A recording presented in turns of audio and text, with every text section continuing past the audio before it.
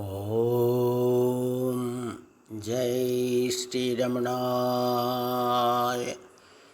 பகவான் ஸ்ரீ ரமண மகரிஷி பக்தி ஞான இயக்கத்தின் ஆன்மீக அன்பர்கள் அனைவர்களுக்கும் எங்களுடைய மனமார்ந்த இனிய காலை வணக்கம். இன்று பிப்ரவரி 11 செவ்வாய்க்கிழமை.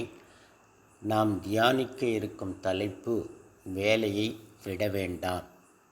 ஒரு கிரகஸ்தனோ சந்நியாசியோ யாராயிருந்தாலும் அவர்களுக்கு விதிக்கப்பட்ட தினசரி கடமைகள் உள்ளன. அவைகளை அவன் நிறைவேற்ற வேண்டும். அவருக்கு விதிக்கப்பட்ட கடமைகளை செய்வதால் பந்தம் உண்டாவதில்லை.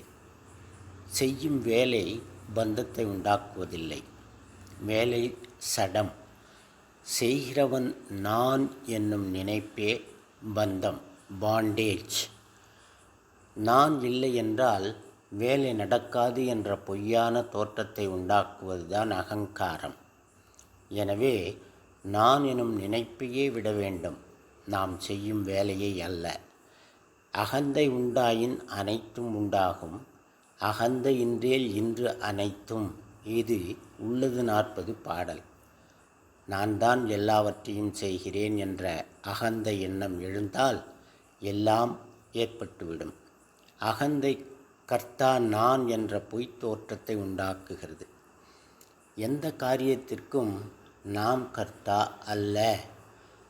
இந்த பிரபஞ்சத்தை படைத்த ஈசனே எல்லாவற்றிற்கும் கர்த்தா. ஒவ்வொரு ஆண்டும் மாறி மாறி பருவமழை பொழிகிறதே, அது நம் செயலா? இயற்கையில் எல்லாமே முறையாக செம்மையாகத்தானே நடக்கிறது. நாம் நம் மூக்கை நுழைக்காமல் இருந்தால் அதுவே நாம் செய்யும் உத்தமமான காரியம். நடக்கும் வேலை இன்னும் சிறப்பாக நடக்கும். இதுவே யதார்த்தம். இந்த பிரம்மாண்டமான பிரபஞ்சம் அணுவளவும் பிசகாமல் எல்லாம் சிஸ்டமேட்டிக்காக நடக்கிறதே, இதற்கு யார் காரணம்? அந்த ஈசன்தான் கர்த்தா. அவனே செவ்வனே செயல்பட வைக்கிறான். உலக நாடுகள் போட்டி போட்டுக்கொண்டு சுற்றுச்சூழலை திரும்ப முடியாத அளவுக்கு மாசுபடுத்திவிட்டு காலநிலை மாறிவிட்டதே என்று கதறினால் அதில் என்ன அர்த்தம் உள்ளது? அண்டத்தில் உள்ளது பிண்டத்தில் உள்ளது என்று சொல்லுவார்கள். பிண்டம் உடம்பு, அண்டம் பிரபஞ்சம். நம் உடல் அமைப்பு எந்த இன்றைய விஞ்ஞான தொழில்நுட்பத்தாலும் உண்டாக்க முடியாத அதிசயம். ஈசனின் அருள் கொடை அது. நம் உடம்பில் இச்சை செயல், அனிச்சை செயல் என 2 வகையான செயல்பாடுகள் உள்ளன. இச்சை செயல் நம் கட்டுப்பாட்டில் உள்ளவை, அனிச்சை செயல் நம் விருப்பின்றி நடப்பவை. முக்கியமான இதயத்துடிப்பு, சுவாசம், செரிமானம் போன்ற செயல்கள் நல்ல வேளையாக ஆண்டவன் அருளால் அனிச்சை செயல்களாக உள்ளன. கலியுகத்தில் மனிதன் மிகவும் பிஸியாகி விடுவான். மூச்சு விடவே அவனுக்கு நேரம் இருக்காது என்பதால் முக்கியமான இலாக்காக்களை இறைவன் தன் கைவசமே வைத்துள்ளான். அனிச்சை செயல்கள் எல்லாம் தானே நடக்கிறது. நன்றாக செயல்பட்டு கொண்டிருப்பதை நாம் கெடுக்காமல் இருந்தால் போதுமே.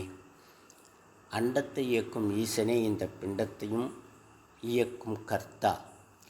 பிண்டம் அண்டத்தில் ஒரு அணுதானே.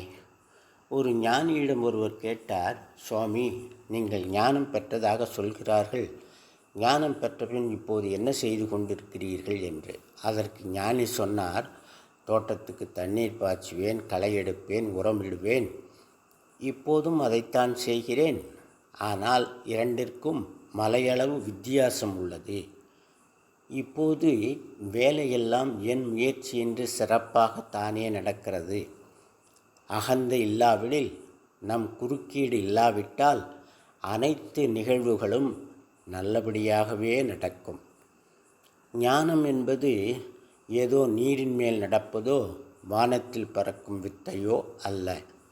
நாம் செய்யும் அன்றாட வேலைகளை அகங்காரம் இல்லாமல் செய்வதே அது.